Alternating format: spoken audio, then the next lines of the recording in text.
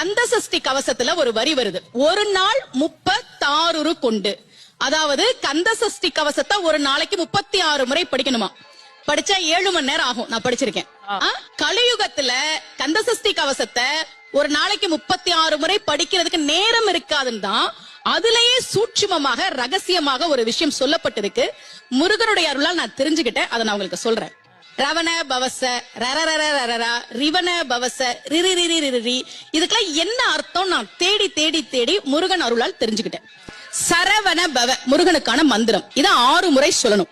இப்ப சாவ தூக்கி பின்னாடி போட்டீங்கன்னா ரவண பவச, அத 6 முறை சொல்லணும். இப்ப ராவ தூக்கி பின்னாடி போட்டா வனப வசர, வாவ தூக்கி பின்னாடி போட்டா நபவ சரவ, இப்ப நாவ தூக்கி பின்னாடி போட்டா பவ சரவண, பாவ தூக்கி பின்னாடி போட்டா வசர வனப. ஒன்னொன்னையும் 6 முறை சொன்னா 6 × 6 36 வரும்.